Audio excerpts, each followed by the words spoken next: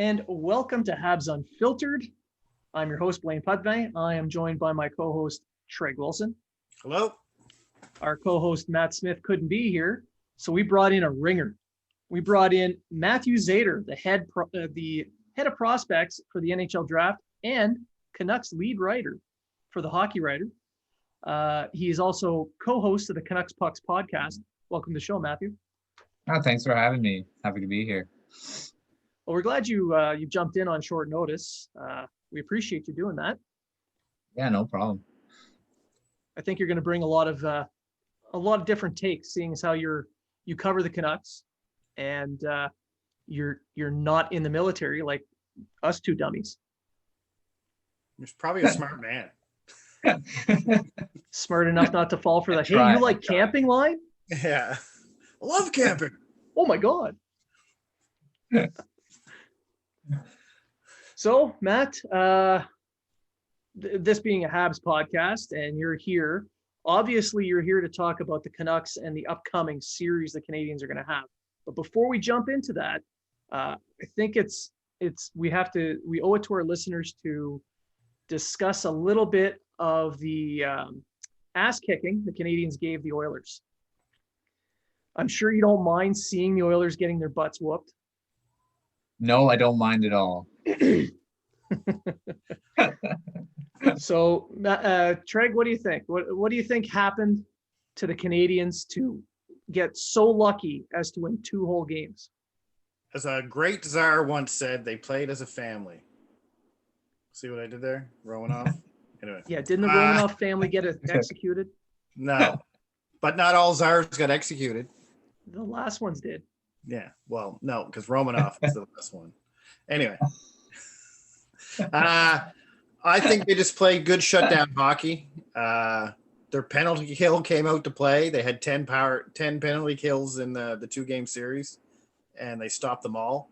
Danault and Suzuki shut down Draisaitl and McDavid. I think McDavid in the whole series only had maybe 3 good scoring chances in the entire series, the entire 2 games. Allen played superb last night as the back. It was the first time since 1978 when we had Bunny Larocque, and we actually say we've had a good backup goalie. What about when we had Halak? Yeah, okay, sure. Peter Budaj. You know, I like Peter Budaj. I'll go back as far as Peter Budaj. How's that sound? Black Peter and white Budaj. era. Well, I'm just saying. Bunny Larocque. I mean, we're not going back as far as Toronto's last cup. I'm just going back to, But they played a complete game. It wasn't flawless. They weren't flawless games. Like I say, especially in game 2, they took way too many penalties, especially against the top power play in the league last year. I think all lines are playing well. We'll get into Toffoli later when we talk to Matt, but I think that third line is starting to gel. Kotkaniemi and Toffoli are both getting their chances. They're just not getting the puck in the net. That's going to come. Same with the Suzuki, Drew, and Anderson line. They haven't scored since the Toronto game, but they're being consistent. They're driving the net. They're creating offense. And the power play, that for once we can say I think Montreal's a top power play in the league right now after 3 games. Fourth. But still, that's a far cry from like 28th or whatever they were last year, and 22nd. 22nd, yeah. So everything's clicking. They're playing hard. They're playing to win. They're not sitting back on a lead. They're just playing 60-minute games. And far too long, Blaine, as a Montreal fan, the last couple of years, it seems we play 45-minute games and 50-minute games, and it just seemed like that extra 10 minutes was the 10 minutes that we needed to win, and the other team would win within that 10-minute window. So so far this year, even the Toronto game, even though it was an overtime loss, I think they controlled the game. Blame whoever you want, blame the refs, blame Byron, blame whatever. But a series of 4 penalties in a row is what killed them there in the first or third period. And that's that. So the Edmonton series was good. Montreal played good. They got to keep playing that way. It's on to Vancouver, who is in a similar spot as Edmonton. They're so far stumbling out of the gates. But I don't think they're anything we should take lightly, and we'll get into that with Matt when the time comes up. So I'm pretty much going to echo all your sentiments. I agree with your points on that. I wrote an article today about the 3 takeaways from that from the first 3 games of the season, and special teams plays heavily into it. Discipline or lack thereof is a massive, massive issue in Montreal. So these are 2 areas that special teams need to continue. Discipline needs to be found. So that's pretty much what I was on about there. But as for the blame game, you wrote something about Drouin that came out today, and I'd like to get Matthew's take on what he thinks of the fan base and their hatred for a player on their own team. Yeah, the Canucks have the similar thing with Jake Virtanen. There's a split between fan base on if he's on track for being such a high draft pick. But yeah, similar situation to Drouin. He can do nothing right. He scored the other day, but there's still people saying, well, he needs to, including myself. I want to say that myself. I'll say that too. Virtanen's frustrated me to no end throughout his career in Vancouver. So, but yeah, Virtanen is the same type of thing where but he brings a lot on that himself. I don't know a similar thing to Drouin or not with that, but his work ethic isn't always consistent. His consistency itself isn't consistent. I think he just brings on that type of opinion on himself a lot of the time. And I think maybe that's why Drouin said from the past, he's been very inconsistent with his scoring as well. So I think that's probably why that hatred kind of brings out, because they don't play to their potential. You see the talent in both players, and it's ridiculous. And Drouin's a lot more talented, I think, than Virtanen, but you see that ridiculous amount of talent, and you wonder why they just don't consistently bring that type of game every game, right? With Drouin, and I brought it up in the article, he when he first came to Montreal, he was set to fail. They wanted him as their 1C, and he hadn't played C since junior, and he didn't succeed at it. He only had a 43-point season in his first year, 13 goals, and he was brought in as I blame the whole first season on management. I really do. They put him in the wrong position. He was struggling in that position, but they kept him there. They didn't really have any other options, let's be honest. But he struggled. They lauded him as this next French guy, superstar guy coming in. Yes, he's a 3rd over draft pick. He's not an 80-point guy. He's never going to be an 80-point guy. However, the next season had a good start. He had tied his career best for 53 points. And then last year, he worked in the offseason with Dominic Ducharme to work on his finer points of his game, his overall gameplay. And in the first 19 games when he played well. He had 15 points. He was back-checking the best as he can. He's not a defensive player. So, I just find it silly to knock a guy for his defensive play when that's not the type of player he is. He's not good defensively. And that's okay. It's okay to not be good at an area of the game, right? Yeah. As long as it makes up in other places. And that's what he was doing. He hurt his wrist. I believe he came back too early. Nothing really, there's no proof of that. There's nothing saying, no one's ever come out and said he did, but I think he was longer than he should have been, came back, I think, too early. But with COVID and the health, he came back and played a great playoff series. He had a rough couple games in Pittsburgh. And then after that, him and Suzuki met the chemistry and off he went. And I find people just forget about the fact that last season he was leading the team in scoring before he got hurt. During the playoffs, he led the team and tied with Suzuki for team lead in scoring, had good chemistry with Suzuki, assisted on a couple game-winning goals. And that this year, point per game player, back checking, making good defensive back checks, going to the corners, doing the job that he needs to do. But all anyone remembers this year is, of course, the goal last night by Shorzy and the fact that he bounced a puck off a referee, even though the referee shouldn't have been standing there in the first place. So Also, on that goal, that shorthanded goal they gave up in Edmonton, I'm watching the play develop, and there was 2 no-look back passes during the power play. During a line change, Shore is just watching this happen, and the puck's not going cross ice. It's staying right in the same lane and only about 5 or 6 feet apart. So you just set him up to fail. Yeah, he's going to get stripped. I mean, Drouin, when he's got a forechecker on him that fast, yeah, he's going to get stripped.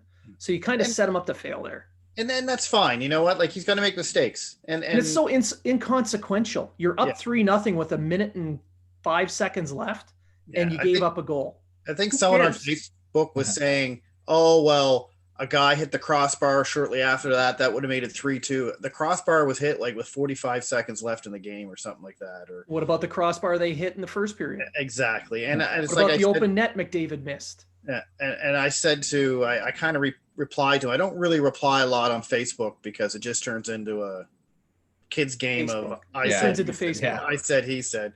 So I just said, well, lots of people have made mistakes. Look at Suzuki gave the puck up, similar play in the playoffs against Pittsburgh that led to a goal. Byron went to the bench too early in Toronto.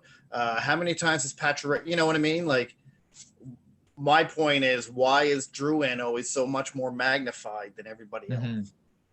It's because you want to hate him. You're not really looking at his overall gameplay. You've just decided by the fact that I don't like this guy because he doesn't play the way I want him to play hockey.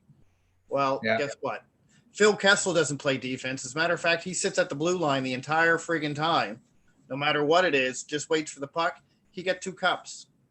Yeah, and he's a big reason why his Pittsburgh got 2 cups. You can't hear you. He's got his cup rings in his ear. You know, and you just have Alexei Kovalev.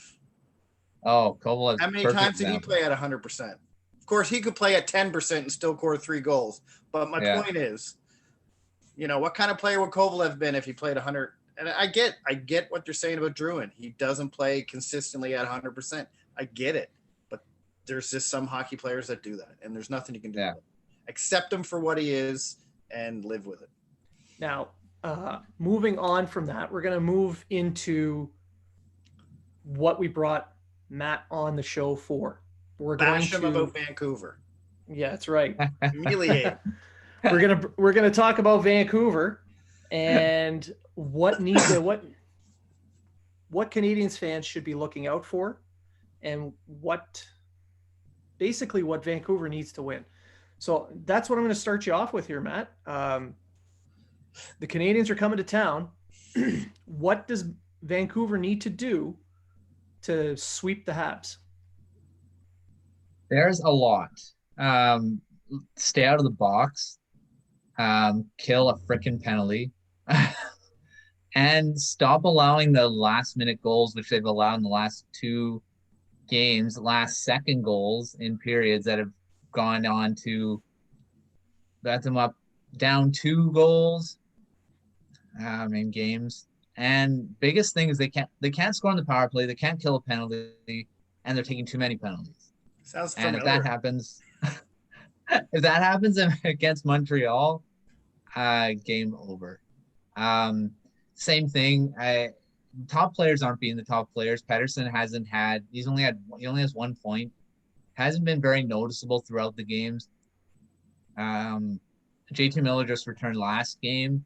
They played a little better, but I still feel like just the top players aren't being. And Höglander, as much as we loved him in his first game, I really haven't noticed him in the last game. He was okay. Previously wasn't that good either. He was good in the last couple games. I don't know. I think just the Canucks as a whole, the top players just aren't performing. Biggest thing is those special teams, which have killed in the last 3 losses. Do you feel like they're supported enough? I mean, is there enough depth on this team to be able to step up and cover off some of these deficiencies, or are they've got too many holes? I mean, at the beginning of the season, I said in my season preview that the Canucks had a lot of depth. This was because Hoglander was doing so well in preseason. He had his first NHL goal in his first game. He was really good in the second game. I thought that second line was pretty good. Um, Biggest thing, the top two lines have to start going, and Virtanen's supposed to be that depth player. Gaudette, who had a ton of chances last game, he could have had 2 or 3 goals if Markstrom didn't play like Markstrom did in last. Yeah, played like how he did for the Canucks last few seasons. Tanev's got to stop blocking shots too for Calgary. That's another story. But yeah, I think the Canucks do have the depth if they all perform, and that's the case in a lot of teams. They have depth if everyone plays right. But I mean, in general, I think the Canucks have a lot of talent to, cover up that. But the thing is their top players have still got to score. I mean, that lotto line of Miller, Pedersen, and Besser have to start scoring. And I didn't feel their Corsi numbers are usually really strong. Last game, I think they were at sub 30%. And that's not normally what they do. I think they were at 27 point something percent in Corsi 4 percentage. And that means they don't have the puck and they're allowing way too many shots when they're there on the ice. So I think the Canucks just need to have those top two lines going a bit more. The third and fourth lines aren't going to be scoring a lot anyway, but you'd hope that Gaudette, Virtanen, and Roussell's playing on that third line right now. They could actually, produce some offense. The fourth line isn't going to do much with Sutter, Beagle, and Mott. So, yeah, the defense, they've allowed a bunch of goals in the last few games. They allowed 5 to Calgary yesterday. They allowed 5 to Edmonton. They allowed 3. So that's if I do my math right, that's 13 goals against, and they only scored, I think 3 or 4. They got to score. They got to defend. I don't know. I'm trying to find positives in their game in the last few games, and it's kind of hard. So I mean, do you find your losses this off season are outweighing your gains for players? Do you find you lost Markstrom, you lost Tanev, you lost what else did you lose? Foley. Yeah. Do you find that they're who you brought in isn't really enough to fulfill what you lost? I thought we did. I thought the Canucks did bring in enough. Nate Schmidt is a big addition, and he's played okay. I feel like he's had some giveaways that is usually uncharacteristic of him. Usually pretty solid defenseman. That could be just him getting adjusted to the system since no one's had exhibition games. Usually these kinks are kind of worked out in those games. Right now it feels like the Canucks are in exhibition mode as much as they say they aren't. I think they are in that, and they can't be. You can't be losing a bunch of games. You're already falling behind in this season that has only 56 games in it, and you can't be going on long losing streaks. Usually a 3-game losing streaks, oh yeah, well, it happens, right? But in this season, you can't go into those losing streaks. So you're going to fall way behind pack, and I don't know if you're able to get back because you're playing every game in the division. How much are you going to gain if you keep losing to these teams? There's no freebies as much as, in the previous seasons where you can kind of gain points when other teams aren't playing. When you're not playing in the division, you're playing against Eastern Conference teams, you can gain those points. I find that this slump can't last much longer, or they're going to be talking about the first overall pick in no time. So, I mean, maybe too early, but I think to your question, I think the Canucks did bring in enough. If everyone kind of performs, I mean, Schmidt is supposed to be good moving the puck through I thought the defense got way better in the off season with their puck movement. I haven't found that being a strength so far. They haven't been able to use that speed, that puck moving, that style that Travis Green likes to play to the best of their ability so far. I mean, bringing in Schmidt, Hoglander was, he's an upgrade in the top 6 if just from his skill, but he is a rookie. I mean, you can't say, if he's not performing, he's still adjusting to this league. And being in the top 6, I mean, teams are keying on him too. So I find that if everyone kind of performs, there is enough depth to play. But when you look at the losses, like Chris Tanev on the penalty kill is huge. He blocks a ton of shots. He plays that shutdown game. I haven't felt that Hamonic has brought that same presence on the back end that Tanev did. And I mean, the goaltending's been up and down. I mean, Holtby's played okay. Demko's played okay. But when you look at what Markstrom's done in Calgary so far, they're looking like a downgrade at this point. Now, with the defensive side, it's kind of a two-part question. The first part I'm going to ask about the offensive transition game. So Quinn Hughes being the big name there for young offensive defenseman. Do you find that his lack of production so far is due to his play, or is it because the forwards just aren't clicking yet? I think it's a bit of both. I mean, Hughes is amazing. He's probably one of the top young defensemen in the league right now. And that's not a homer in me. That's a lot of people have said this. He is. He's one of the best young defensemen in the league right now, next to Cale Makar. And Romanov. And he has, Romanov's been really good too. I mean, he has.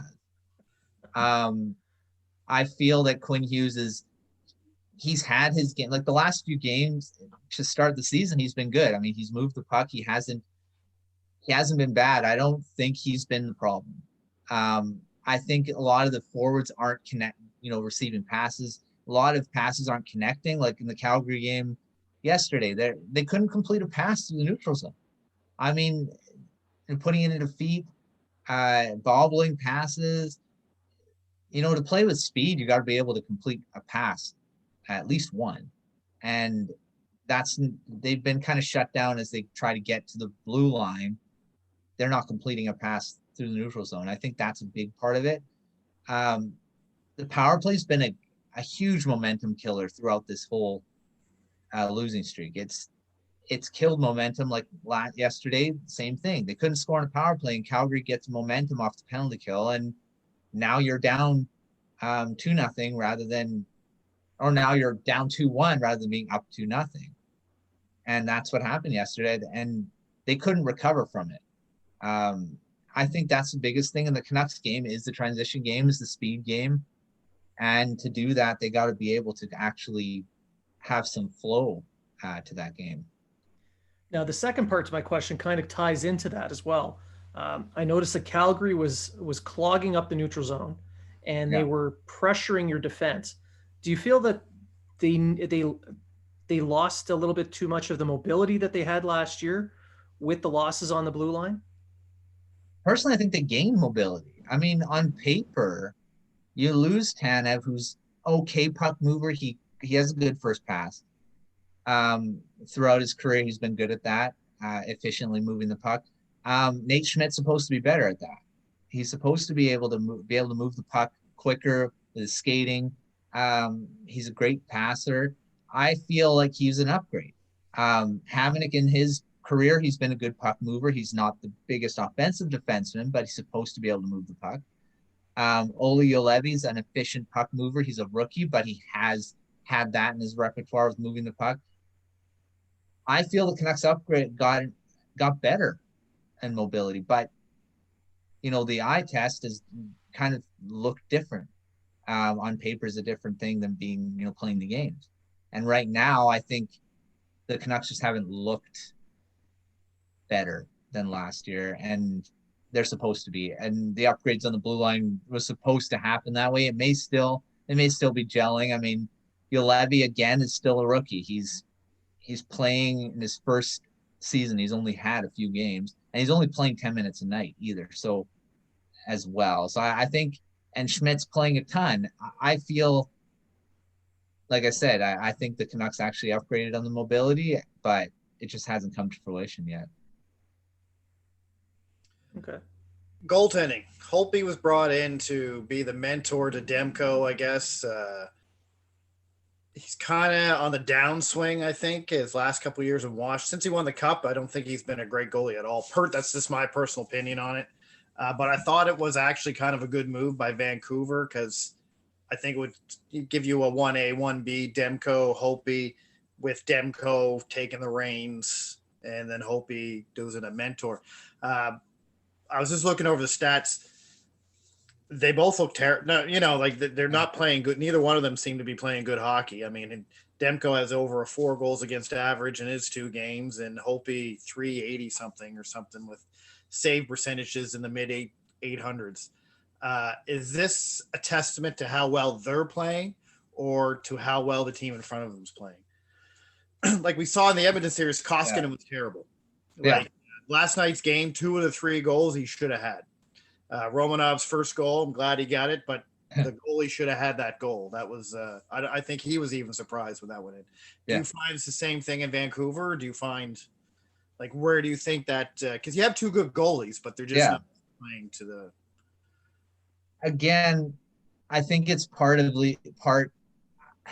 they're supposed to be, on paper, they're supposed to be a good tandem. Holtby, his first game, he was really good. His next game against Calgary again, he had, I don't know if I fault him on any of the goals that he allowed, but I think to answer your question, I think it's a bit of both again. I think mostly it's the what the team's doing in front of him. There's a couple goals that kind of, that the defense kind of gave it up to him, like the goal that Giordano scored that kind of blew it out, blew the game wide open, was they just threw it up the middle and he just blasted it by the goalie. I mean, how are you supposed to, as a goaltender, how are you supposed to stop that when the other Canucks are just serving it up on a platter for the other team? I think the Canucks haven't played good defensively. They really haven't helped their goaltenders out. I don't think any of the both Demko and Holtby have been overly bad in the last year. The stats kind of show different. They show that they're not playing well. But if you're watching the games, I don't feel like a lot of the goals were their fault. I think overall, the team just has to tighten up in front of them. And that's supposed to be what the Canucks are supposed to be getting better at in the offseason as well. And what Travis Green is supposed to tighten up, because Markstrom was the reason the Canucks were in the playoffs last year. I mean, that's just what it was. How many shots they gave up, how many high danger chances they gave up last season. The only reason they were in the playoffs and why they were where they were was because of Markstrom. And that's what Holtby and Demko have got to bring this season, unless the Canucks actually tighten up defensively and not allow so many chances on their goaltenders. Yeah, they did seem to give up a lot of high danger chances. Yeah, there was a ton of shots from the slot. Calgary was pretty much unmolested going to the net. Now, and they didn't have a lot of guys. They got a Tkachuk, so that counts for a lot. But the Canadiens have quite a few players that like going to that dirty area.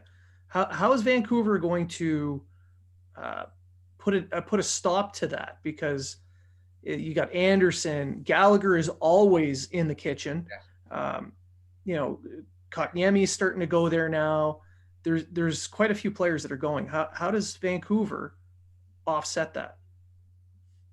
Unfortunately, I think that's a weakness in the Canucks game on defense, is like you lose Tanev, who was really good in front of the net in boxing out guys. And when I said the Canucks have to make an effort to re-sign him, a lot of people got on me.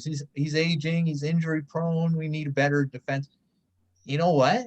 We're already seeing it early. He was a big part of this defense core. He was, he did a lot of things right, underrated things that you don't notice until it's gone.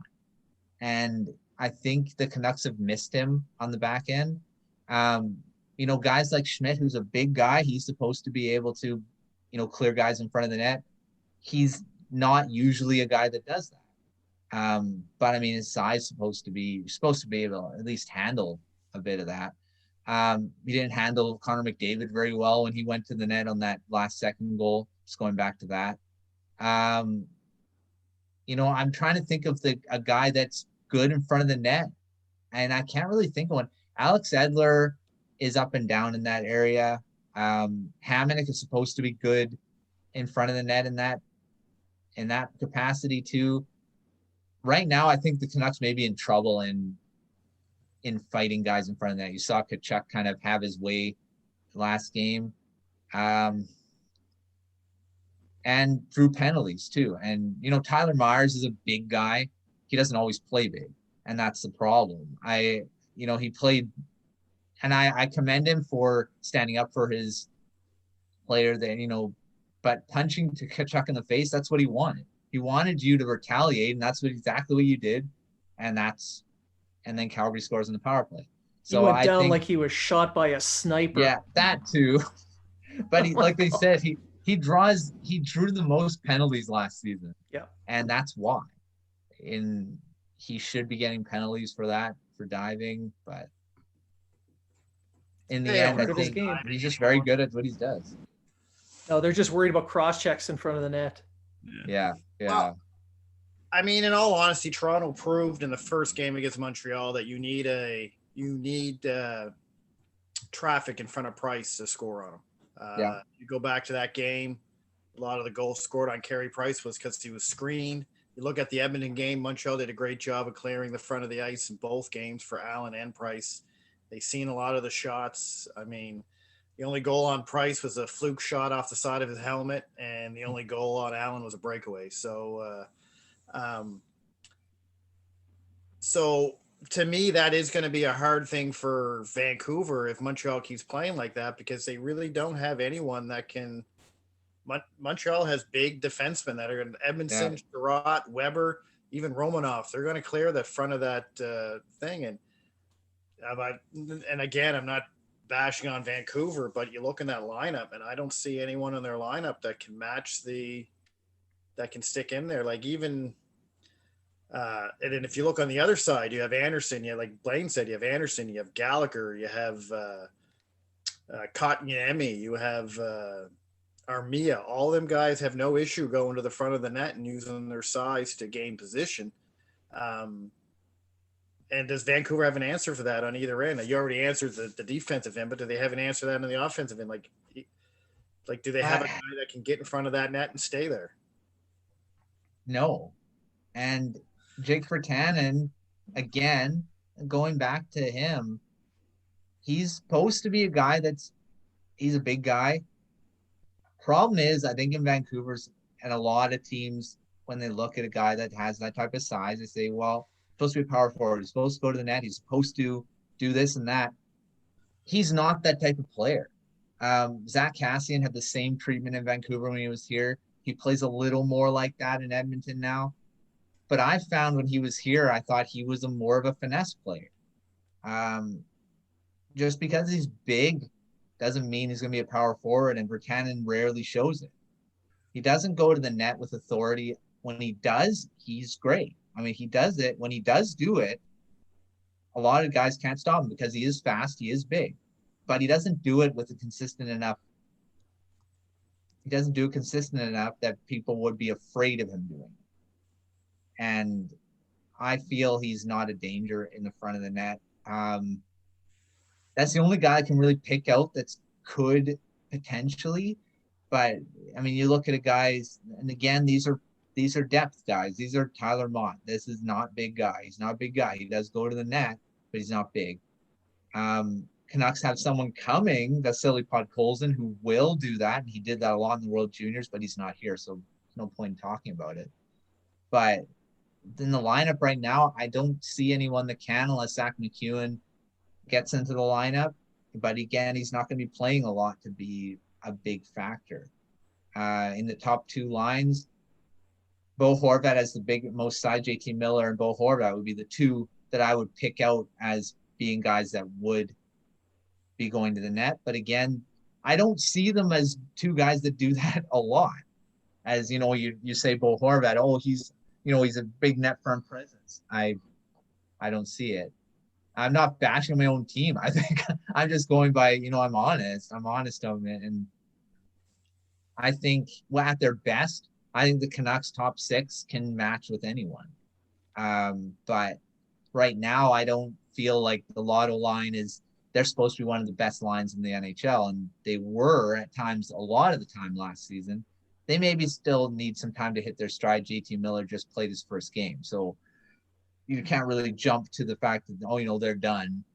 But I mean, I'm going to write an article on this. I think the Canucks need to change up their power play to use their one-timers more. And they don't do it.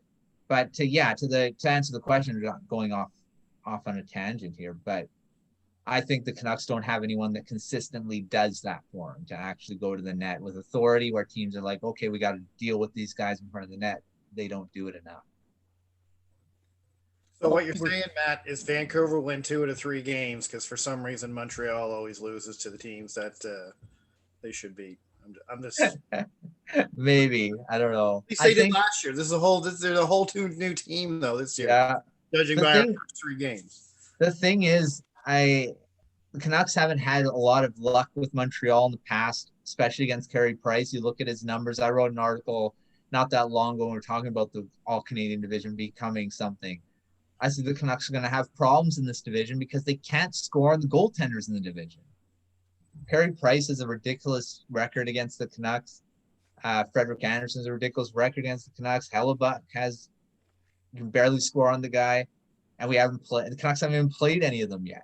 And we're having problems with Calgary and Edmonton, where these are supposed to be the 2 teams that they didn't have problems with. So, well, yeah, we're talking about cleaning up the home plate for the Canucks. So I think we could talk about cleaning up our home plates.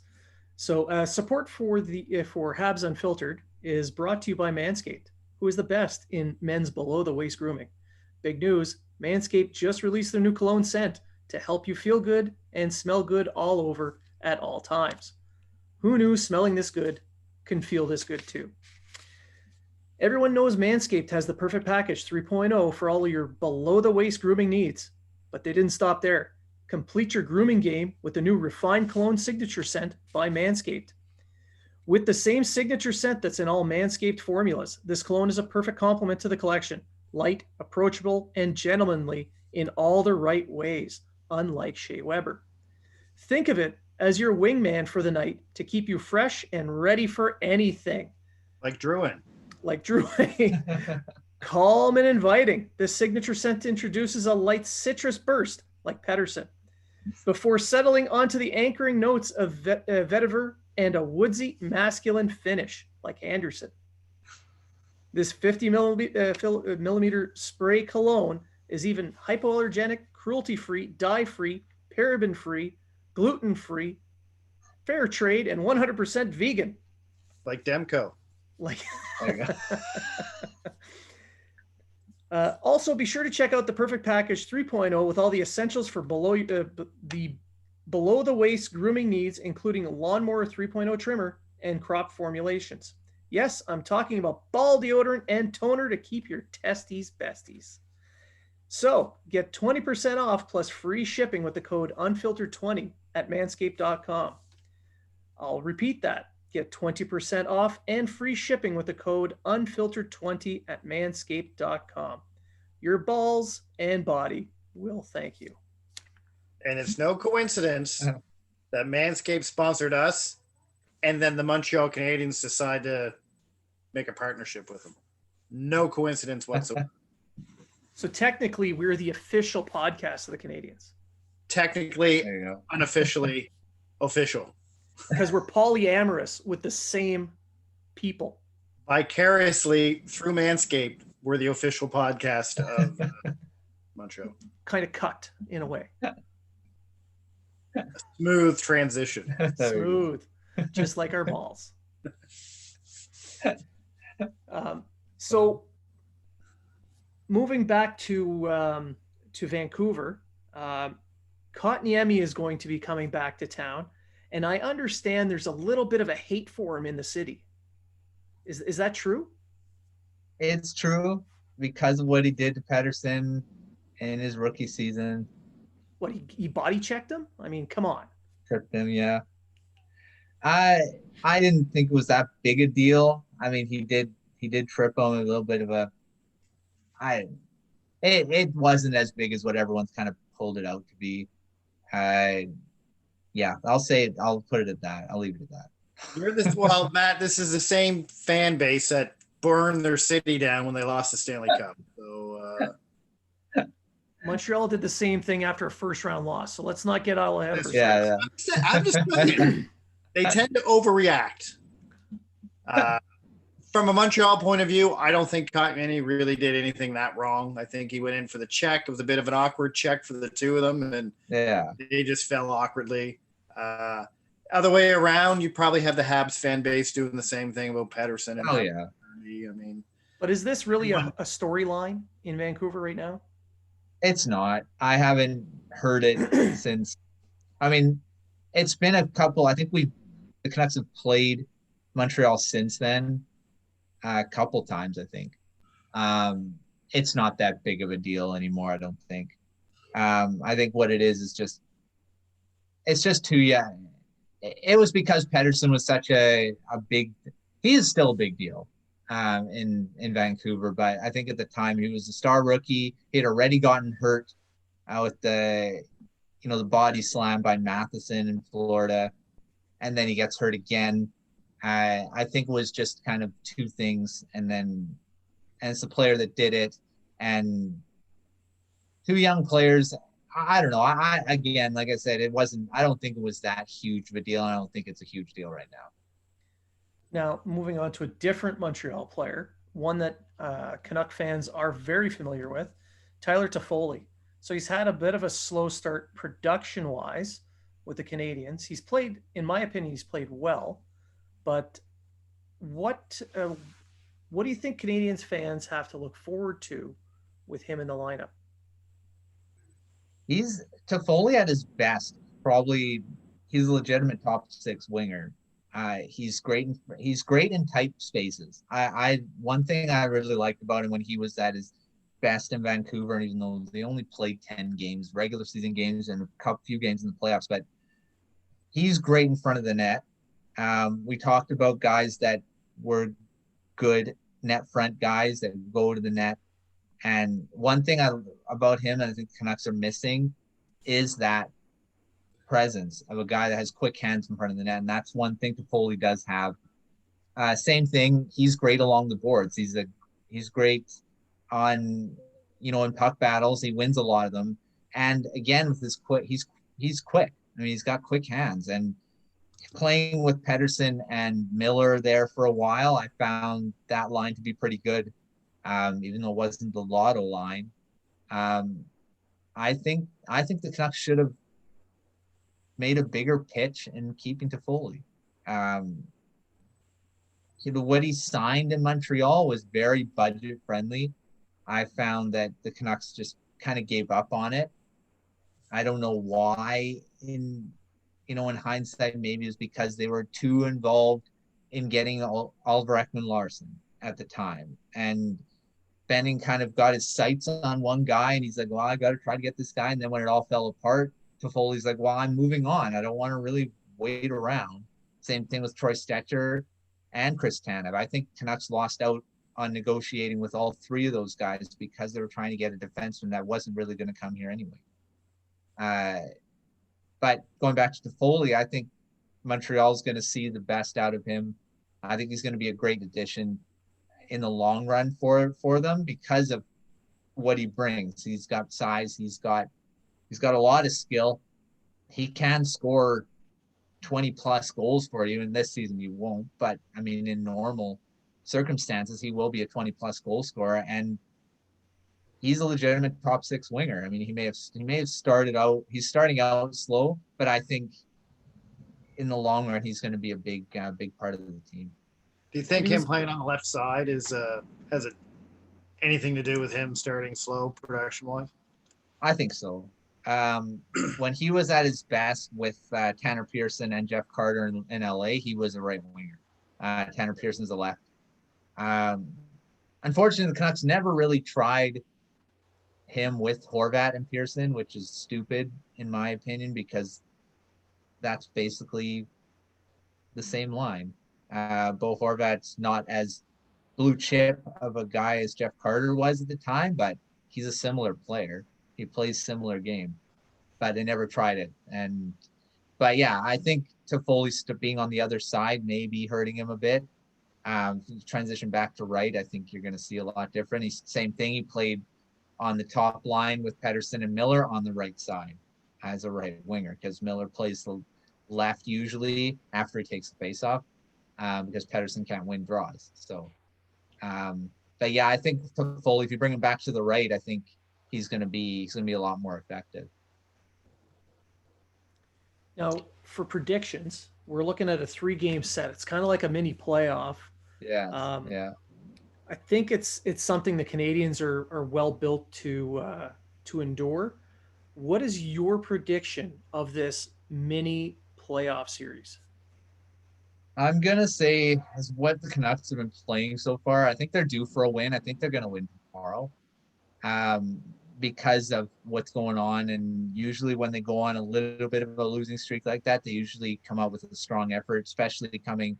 They're playing at home again, even though there's no fans, but they're back in their, back in Vancouver. They're going to be in their own sleeping quarters, whatever they're doing right now. I don't know.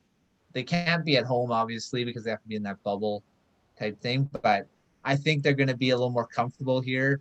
They've heard all this stuff going around, and usually they kind of respond. I think they'll win tomorrow. I think it's going to be Montreal winning 2, Canucks win tomorrow. I hope it's going to be different, but the way the Canucks have been playing, I feel that it may be too early that it's all going to be a huge turnaround. They're going to win 2 out of 3, but I hope to be pleasantly surprised.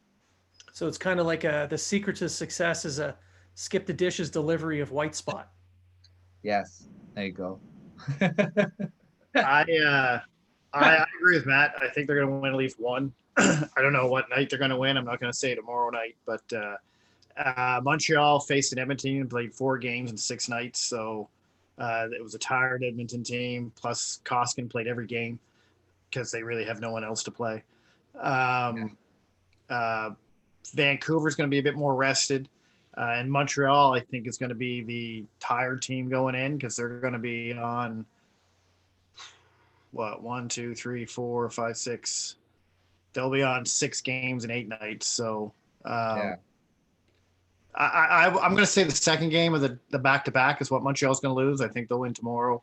Maybe lose the game Allen plays, not because it's Allen, but just because the back-to-back game, and they'll get the one in the league. That's my prediction. 2-1 Montreal. Yeah, I think the back-to-back night, I think that's Vancouver's best shot at taking a game. I don't know if that's going to be in regulation or not. If Montreal is lucky, they can pull off an OT loss on that one as well. So I do see Montreal taking 2 of them. If they pull off 3, it would be a hell of a road record for them to start off. So I don't know. I can't see it, especially with Vancouver having such a hard time in Calgary and then coming home and wanting to prove themselves. I think they're a team that has something to prove, not just to themselves, but to the league as well. And I think you're right, Matt. A team that falls behind like 3-4 losses in a row this early, it's going to be a tough road to hoe to drag yourself back into a playoff spot, especially when Vancouver was seen as that second tier. So you had Montreal, Calgary, and Toronto in that top tier. And then Vancouver's right there at 4th place with Edmonton. They're kind of battling it out to get that last spot and Winnipeg as well. So you go down 4 games in a row. It's really hard. So I can see a determined Canucks team coming back with a really great effort, but I don't see it sustained over the entire series. So I think Montreal's just playing too hard, too well. All four lines are gelling. Everything's right now is going right for Montreal. Not that it won't fall off the rails in the Vancouver series. And from your assessment there, Vancouver, Matt, appreciate it to us Montreal fans. I don't know how Vancouver fans are going to appreciate it, but it was an honest assessment.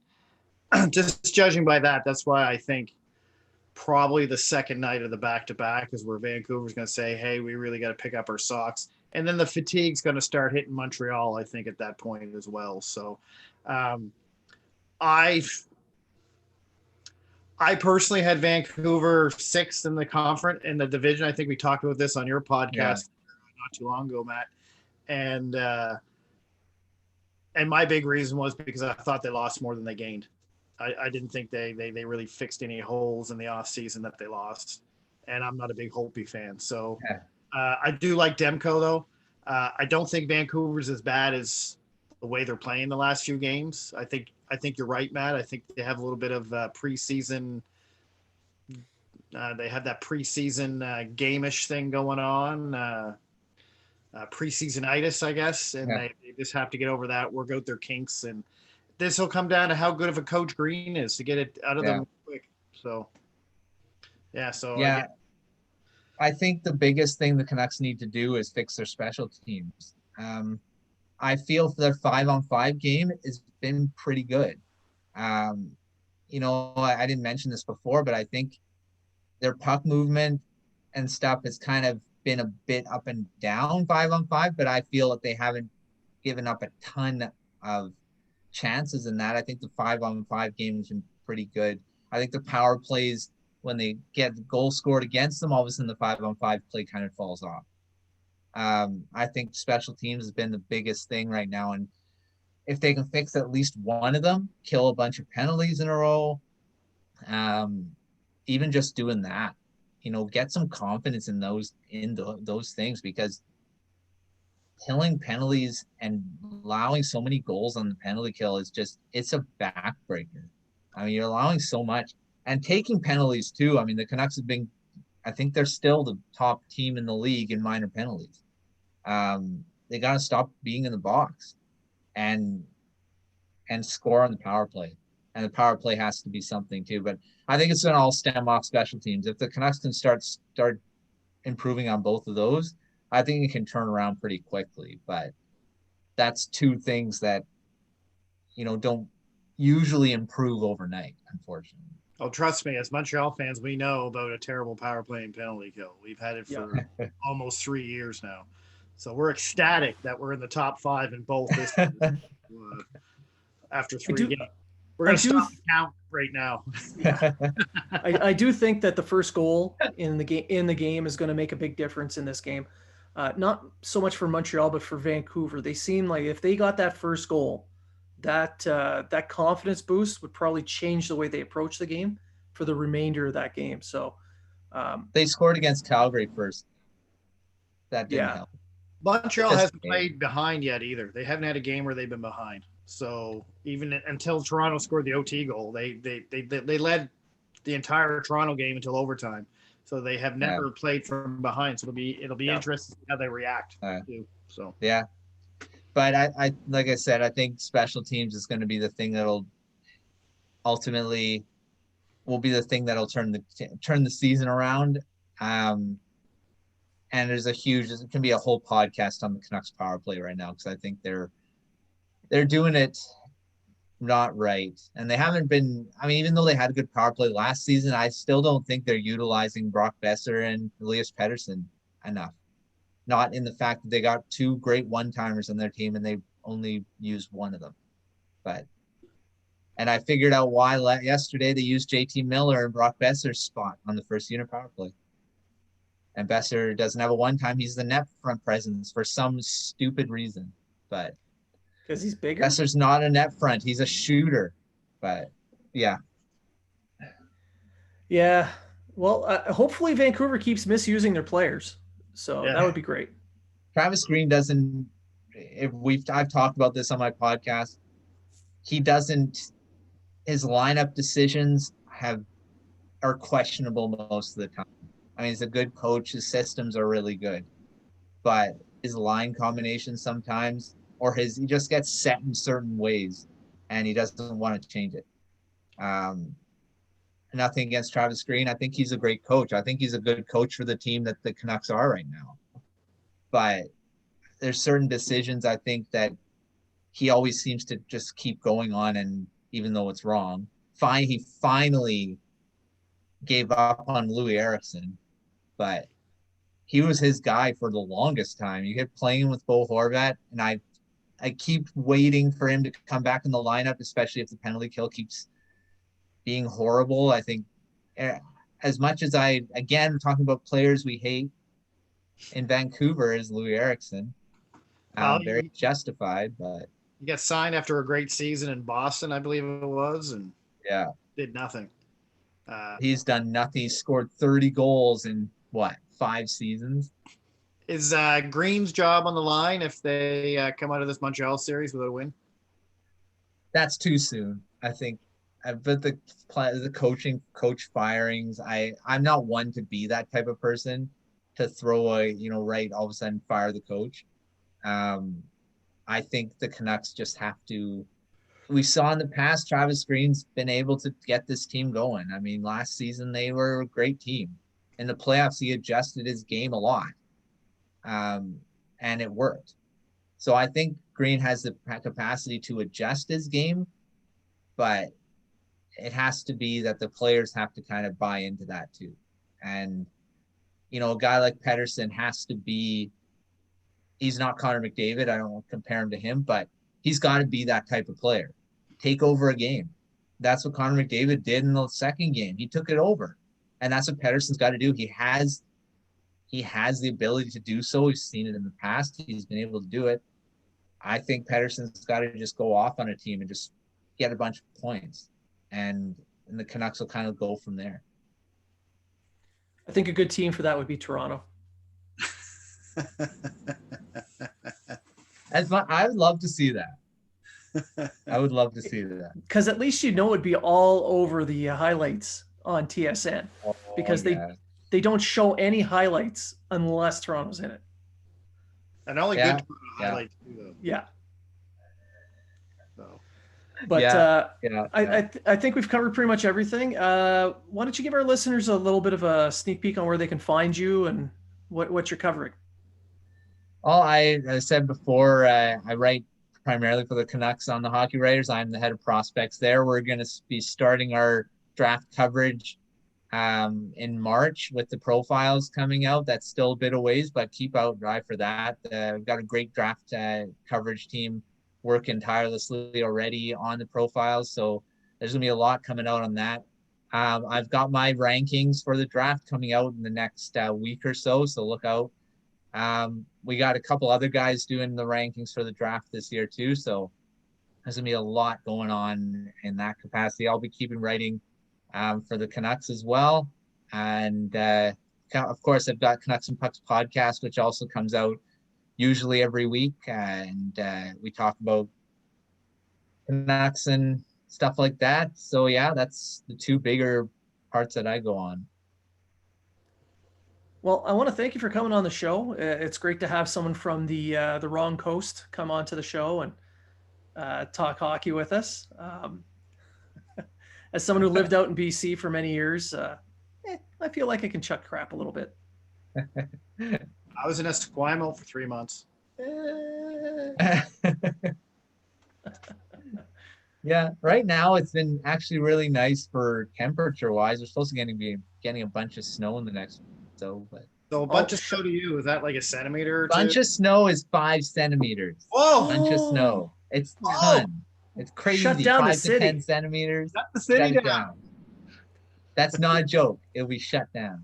Will there be a state of emergency called? Oh, wait, no, that's Toronto. Only Toronto calls the army in. Yeah, right. Yeah, we freak out with 5 to 10 centimeters. Yeah. Oh, I lived in Victoria when we had 1 centimeter and the city got shut down. Yeah. So, yeah. We get 15 here. We're still going to work. Yeah. Yeah. And Yeah. I make fun of Toronto calling in the army because I was one of the soldiers that went. No. That's how old I am. I was one of the guys shoveling driveways in You Toronto. really liked camping, didn't you, Blaine? Oh, so much. But yeah, so thanks for coming on the show. We appreciate you coming on. I think you gave our listeners quite a bit to chew on. And let's hope we see a great series. Yeah, hoping so. It's like we're in baseball or something. These series, like it's like baseball. I was thinking that the other day. It's like this is a baseball season. All these different series with the same team. But yeah, it was fun coming on. I always love going on podcasts where I don't have to figure out the questions. Yeah, someday Treg's going to help out with that. Yeah, I let Blaine do it all. All right, well, that's our show. Thanks for listening. And remember, if you are talking about it, so are we.